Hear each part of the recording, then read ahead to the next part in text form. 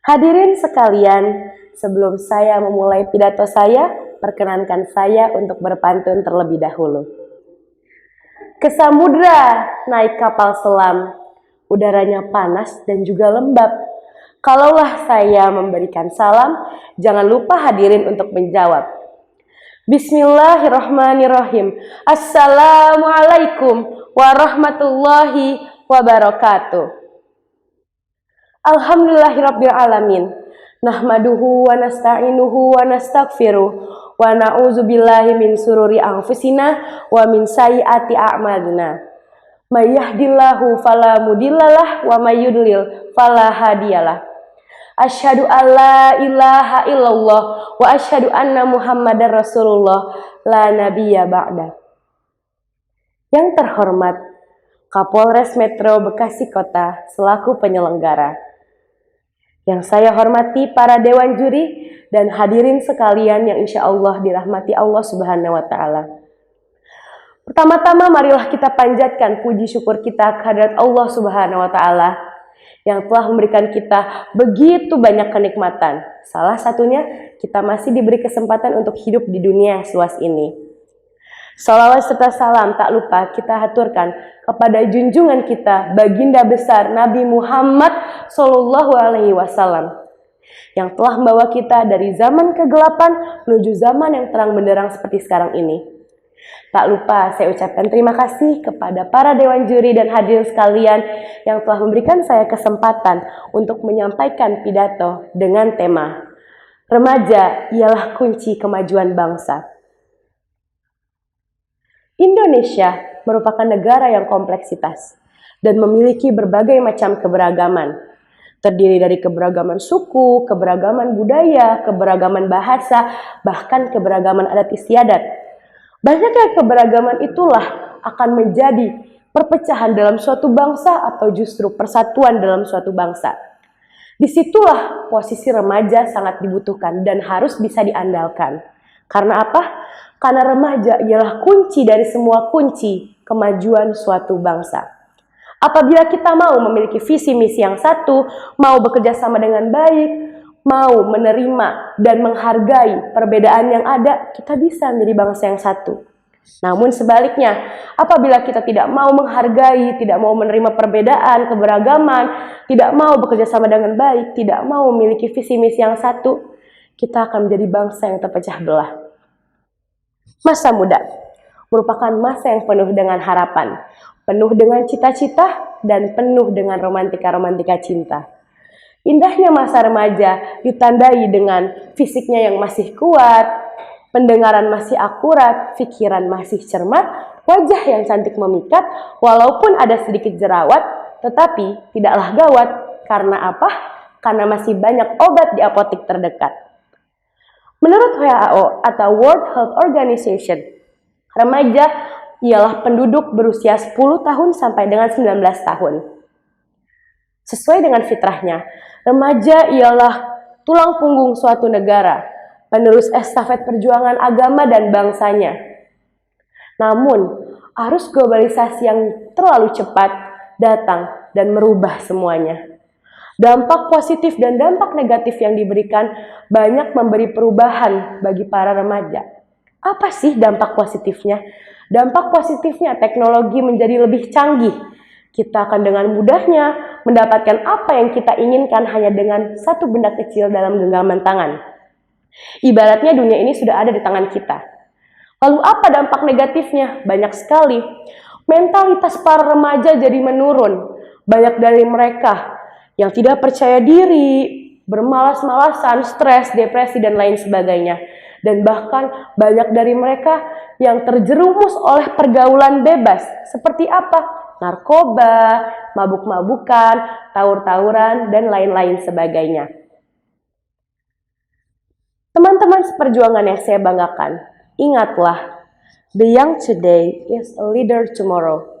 Remaja hari ini adalah calon pemimpin bagi masa yang akan datang.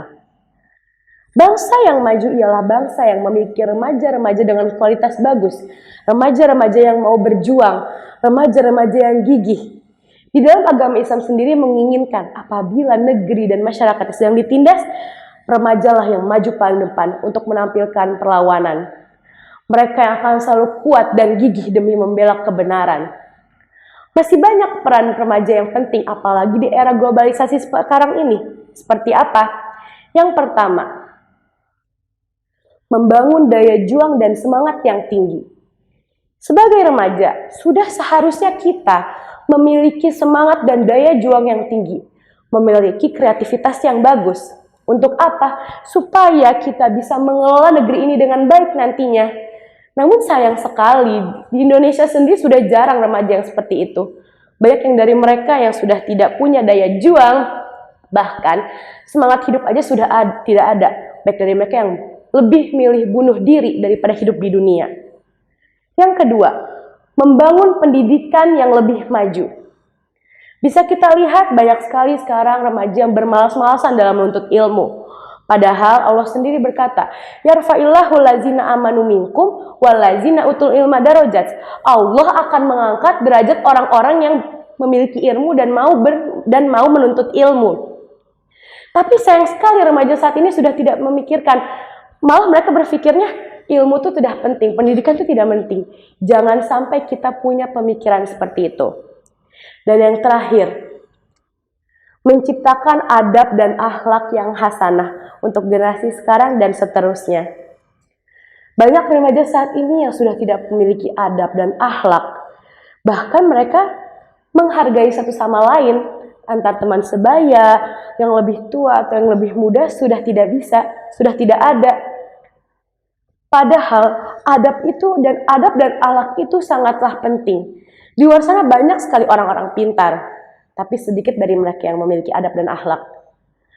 Orang beradab dan berakhlak sudah pasti pintar, namun sebaliknya, orang pintar belum pasti beradab dan berakhlak. Diharapkan dengan berubahnya remaja saat ini akan menjadikan estafet, membuat estafet untuk generasi selanjutnya untuk lebih mempunyai adab dan akhlak yang hasanah. Sebagai penerus generasi muda, marilah kita renungkan firman Allah yang satu ini. A'udzu billahi minasyaitonir rajim.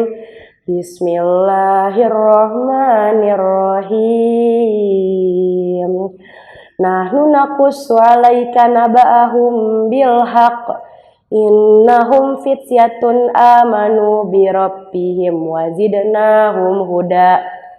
Yang artinya, kami kisahkan kepadamu Muhammad cerita ini dengan benar. Sesungguhnya mereka ialah pemuda-pemuda yang taat kepada Tuhan mereka, dan kepada mereka kami tambahkan petunjuk. Quran Surah Al-Kahfi ayat 13. Kita bisa ambil contoh supaya bisa menjadi remaja yang lebih baik lagi. Kita bisa mengambil dari kisah Ashabul Kahfi. Mereka adalah remaja-remaja, pemuda-pemuda yang gigih, pemuda-pemuda yang tidak takut, pemuda-pemuda yang tangguh, yang selalu kokoh akan mendirikan akidah-akidahnya. Karena apa? Karena bagi mereka lebih baik mati di atas tanah daripada hidup bercermin dengan bangkai. Maka dari itu, kita sebagai pemuda, kita sebagai remaja, mari kita sing-singkan lengan baju, kita kencangkan ikat pinggang, kita berjalan maju untuk memajukan bangsa ini. Seperti apa yang dikatakan oleh Dr. Muhammad Sulaiman Askori mengatakan, bahwasannya ada 5 olah yang harus kita terapkan kepada diri kita, kepada remaja-remaja saat ini. Yaitu, yang pertama, olah rasa. Agar apa? Agar iman melekat. Yang kedua, olah rasio agar ilmu meningkat. Yang ketiga, olahraga agar tubuh kuat. Yang keempat adalah olah usaha agar ekonomi kuat. Dan yang terakhir adalah olah kinerja agar produktivitas meningkat. Itulah 5 olah yang harus diterapkan dari saat ini. Untuk yang masih kecil, sudah remaja, itu sudah harus dibiasakan, sudah harus ditanamkan. Supaya apa? Supaya kelaknya negeri kita akan menjadi negeri yang maju dan bangsa kita akan menjadi bangsa yang satu. Cukup sekian pidato yang bisa saya sampaikan. Kurang lebihnya saya minta maaf. Kurangnya dari saya dan lebihnya itu insya Allah dari Allah. Wabillahi taufiq wal hidayah. Wassalamualaikum warahmatullahi wabarakatuh.